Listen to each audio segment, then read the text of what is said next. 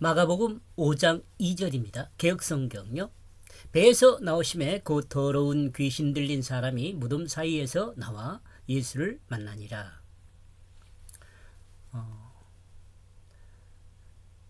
그리고 그 자신은 그 배로부터 나오고 있었다. 그 자신 예수님입니다.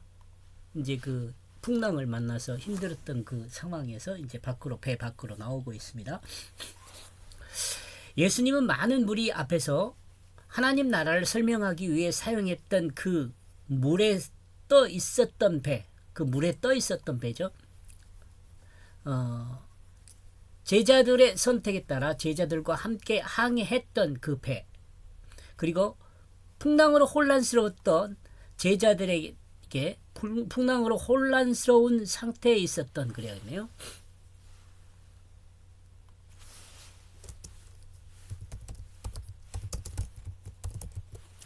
풍랑으로 혼란스러운 상태에 있었던 제자들에게 새로운 세상에서 필요한 믿음에 대해서 가르쳤던 그 배로부터 나오고 있습니다. 스런이 아니라 혼란한인가요?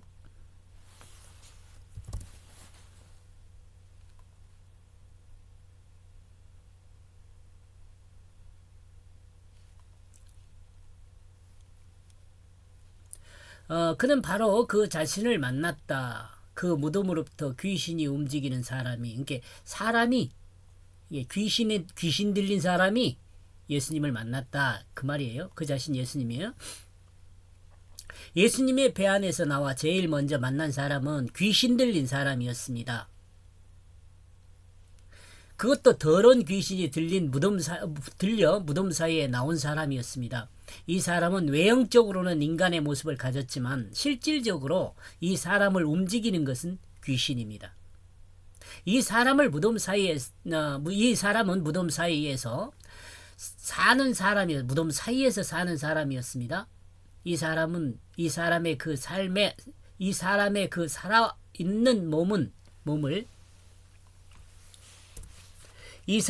살아있는 몸을 귀신이 사용하고 있는 거죠.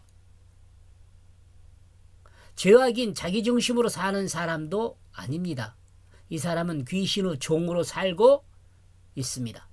귀신의 종인 이 사람은 인간의 의지로 행동하지 않고 귀신의 의지로 그 몸이 사용되고 있습니다.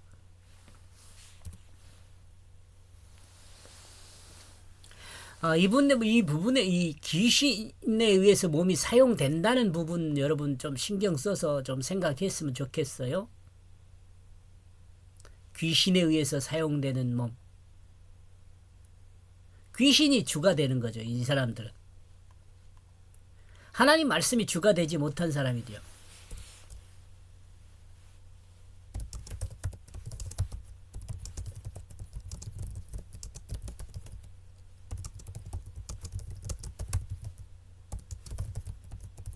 하나님 말씀이 주가 되지 못한 사람. 2절 이제 제가 번역한 내용 정리하면요. 그리고 그 자신은 그 배로부터 나오고 있다. 예수님이 배로부터 나오고 그는 바로 그 자신을 만났다. 여기서 그는 귀신 들린 사람이고요. 예수님이에요. 그 무덤으로부터 귀신이 움직이는 사람이. 그 무덤들로부터 귀신이 움직이는 사람이. 이 무덤 사이 이것도 좀 생각해봐요. 죽음 사이잖아요. 죽음. 옛 죽음.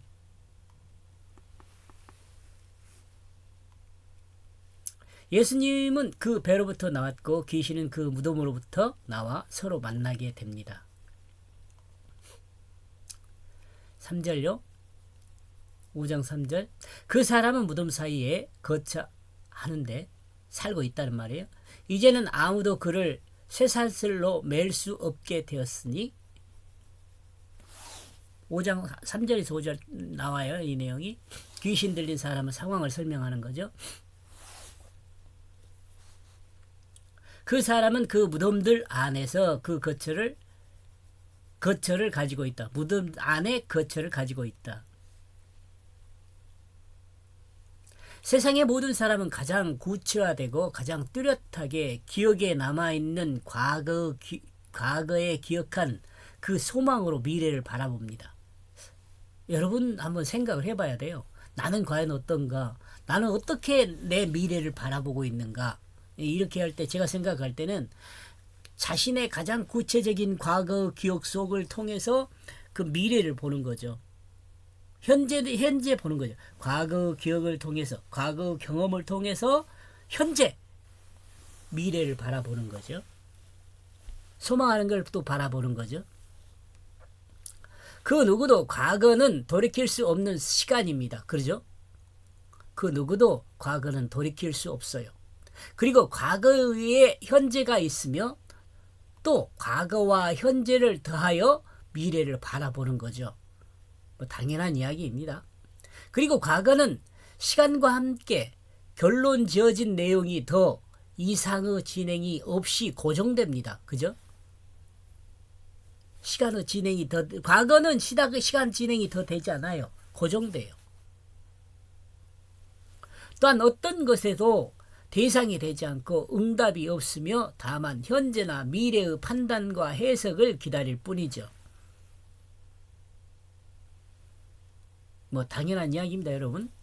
그러므로 살아있는 역사라는 표현은 적당하지 않은 표현입니다. 실제로 그러는 거죠.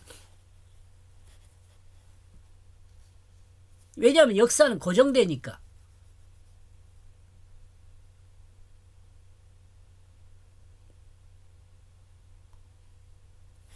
이걸 다시 한번. 그러므로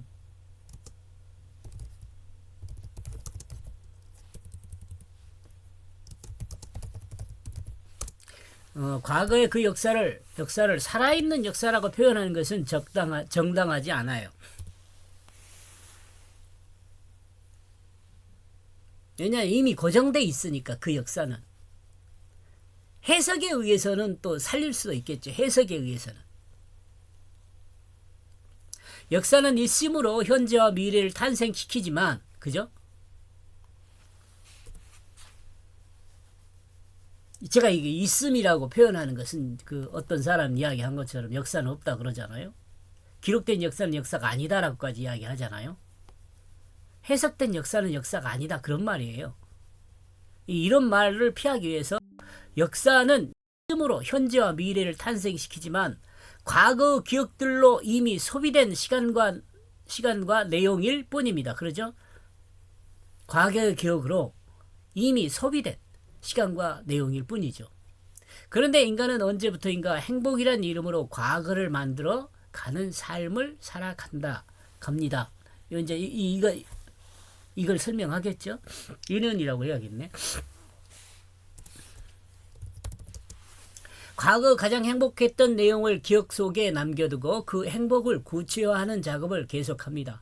이 과거 구체화하는 작업은 현재라는 시간에 이루어지며 이 현재는 곧 과거 기억 속의 생각들이 구체화되는 시간 속에서 실제하는 것으로 착각하게 만듭니다. 다시요. 이 현재는 곧 과거 기억 속의 생각들이 과거의 기억 속의 생각들이 구체화되는 시간 속에서 실제하는 것으로 착각하게 만드는 거죠. 그러므로 현재는 과거이며 과거 속의 현재입니다. 이것이 무덤에 사는 것으로 표현되고 있다고 봅니다. 조금 어려운가요? 안 어렵죠? 여러분 충분히 이해할 수 있죠? 이 무덤서이라는 것을 지금 설명하면서 이렇게 무덤의 사이, 무덤에 사는 것, 무덤에 사는 것을 지금 나름대로 제가 이해한 내용을 설명을 해보려고 그랬는데 여러분이 뭐 공감할 수 있는지 모르겠습니다. 그러나 그리스도인은 과거 속의 현재를 살지 않습니다. 자, 이거 더 중요하겠죠? 미래 속의 현재를 살아갑니다. 다가오는 영원한 하나님 나라를 바라보며 믿음으로 말씀 안에 그 거처를 가지고 사는 것입니다. 이와 같은 삶을 가장 구체적으로 살았던 민족이 바로 누구요? 이스라엘 민족이죠.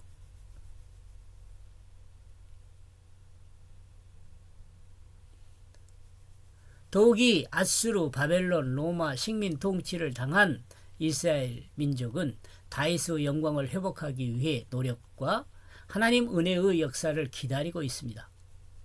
이것이 그 당시의 현재죠. 이것은 예수님 당시에서의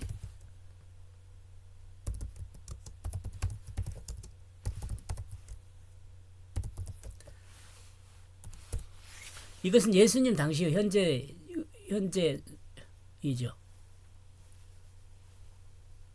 이것은 예수님 당시의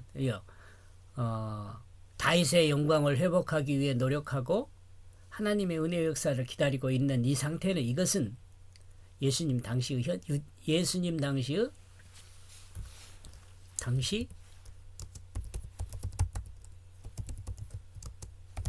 유대인들의 그 현재입니다. 현대의 유대인들도 이와 마찬가지라는 내용을 선교사들은 전합니다. 다시 말하면 이가 무슨 말이냐면 아직도 예수님을 기다리고 있다는 거죠. 유대인들은 선민사상이라는 생각 속에서 아직 벗어나지 못하고 있다고 합니다. 과거의 하나님의 역사로 가장 강성한 나라를 이 땅에 이루었던 다윗의 시대처럼 하나님의 백성으로 열방을 호령하며 부귀 영화를 누리던 그 나라를 꿈꾸고 있다고 해요. 바로 예수님 당시에도 마찬가지의 시대의 흐름이죠. 예수님 당시에도 그런 그 흐름이 계속되고 있는 거죠. 이스라엘 백성이 메시아를 기다리는 이유가 바로 다윗 왕 시대의 영광을 소망으로 바라보기 때문입니다. 그러나 예수님이 바라본 그러나 예수님이 바라본 이들의 소망은 죽은 역사였습니다. 예수님이 바라본 이 역사는 죽은 역사. 여러분 이해하죠? 새로운 시대의 새로운 역사가 아니라 옛 시대 그 과거 역사로 돌아가는 것입니다. 유대인들은 과거의 역사를 붙잡고 있습니다. 또한 이들은 과거의 역사를 소망한 이유는 그 역사만이 완전한 이스라엘을 회복하는 길이라고 믿고 있기 때문에 그렇습니다.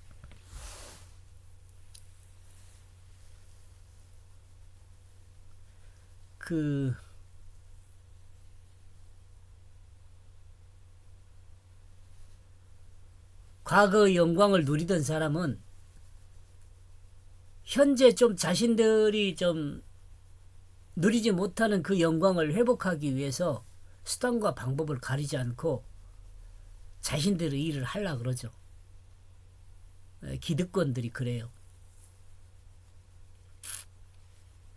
그런데 여기서 우리가 상기할 것은 이 과거의 역사에 집착하는 이스라엘 백성을 향하여 더러운 귀신이 들었다고 한다는 점입니다. 제가 지금 말하는 논리를 이해할 수 있죠? 지금 무덤 사이에서 살고 있는 귀신 들린 사람을 이야기하는데 이스라엘 백성에게 이와 같이 유대인에게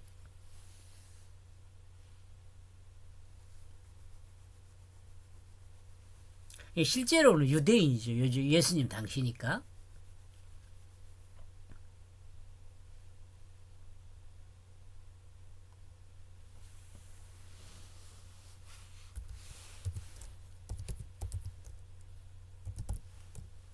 유대인이라고 할 수 있어요. 여기 유대인.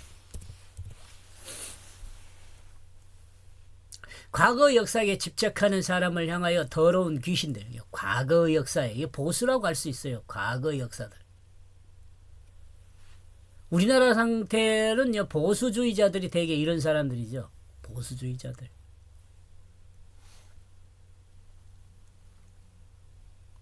더러운 귀신 들린 사람이란 평가를 예수님이 하고 있는 거예요. 왜 제가 보수라고 이야기한지는 이해하죠. 과거의 영광을 봤던 사람들이거든요. 그러므로 쇠사슬마저도 더 이상 이를 묶어둘 수 없게 되어졌다. 하나님 역사는 과거 역사로 돌아가는 것이 아닙니다. 하나님 역사는 구속사로 인간을 구원하기 위한 하나님의 계획에 따라 전진합니다. 전진. 여러분 뭐 이 세계관에 대해서 뭐 배우신 분들은 알겠지만은 윤회적 세계관, 그러니까 돌고 돈다는 세계관을 가지고 있는 사람이 있고요.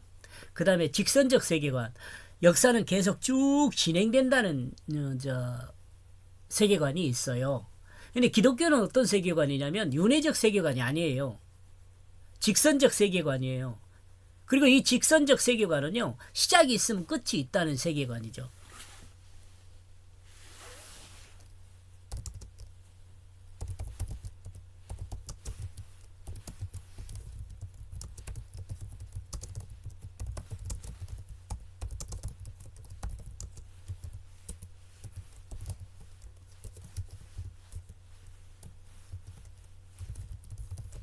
이 직선적 세계관은 시작이 있으면 끝이 있다는 그런 거예요.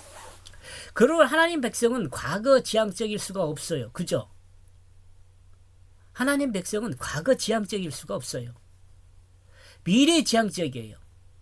완성되기로 정해진 그 하나님 나라를 향하여 하나님의 인도를 따라 순종함으로 전진하는 것입니다.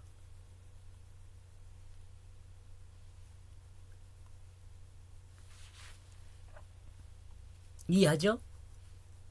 그런데 과거에 묶여 과거에 집착한 사람은 과거 시간과 함께 굳어버린 역사, 곧 무덤 사이에 거처를 두고 응답 없는 역사에 집착하는 것입니다.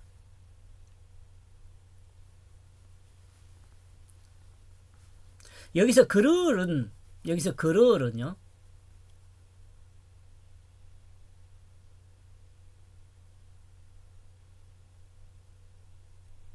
어디에 글이라고 써졌나요? 글을요, 요거예요. 글을 묶어둘 수 없다. 귀신 들린 사람이죠. 여기서 글은 거라사이너 지방에서 만난 귀신 들린 사람을 말합니다. 거라사는 히브리어 기르가스에서 나온 말로 가나안 원주민의 한 족속입니다. 이는 귀신 들린 사람이 거라사 지방의 사람이라는 것은 아닙니다. 물론 거라사 지방 사람일 수도 있고 아닐 수도 있죠. 어쩌면 가나안 지방으로 들어온 이스라엘 사람을 지칭할 수도 있습니다. 왜냐하면 하나님의 백성이 하나님의 법에 묶여 있지 않고 가나안 원주민이 믿던 우상을 섬기면서 방황하고 있는 장면을 예수님은 단적으로 추상적인 표현으로 설명하고 있다고 볼 수 있기 때문에 그렇습니다. 이건 제가 설명하는 거죠, 여러분. 이렇게 제가 이해할 수 있다는 거죠. 여러분도 이렇게 이해할 수 있어요. 그리고 이렇게 이해하지 않을 수도 있어요. 이렇게 생각 안 할 수도 있어요. 근데 저는 이렇게 이해를 했다는 거죠.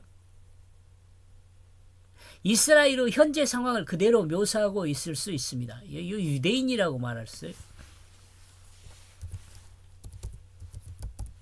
예수님 당시에는 이스라엘이라는 표현보다는 유대인이라 그러니까요. 여호수아 24장 15절 만일 여호와를 섬기는 것이 너희에게 좋지 않게 보이거든 너희 열조가 가장 저편에서 강 저편에서 섬기던 신이든지 혹 너희의 거하는 땅 아모리 사람의 신이든지 너희 섬길 자를 오늘날 택하라 오직 나와 내 집은 여호와를 섬기겠노라. 오직 여호와만 섬겨야 할 이스라엘 백성이 가나안에서 방황하고 있는 것을 말하고 이런 말씀들을 근거로 생각해 보면은 이렇게 생각해 볼 수 있다. 이런 거죠. 여러분 이 내용은 좀 여러분이 들어보고 여러분 그 생각을 조금 새롭게 정리할 필요가 있습니다. 새롭게요. 이렇게 해서 3절은요. 그 사람은 그 무덤 안에 그 거처를 가지고 있다. 그러므로 쇠사슬마저도 더 이상 그를 묶어둘 수 없게 되어졌다. 귀신에 붙잡혀 과거 속에 사는 이스라엘은 쇠사슬로도 묶어둘 수 없었다. 이렇게 정리를 했네요. 여기까지 보겠습니다. 고맙습니다.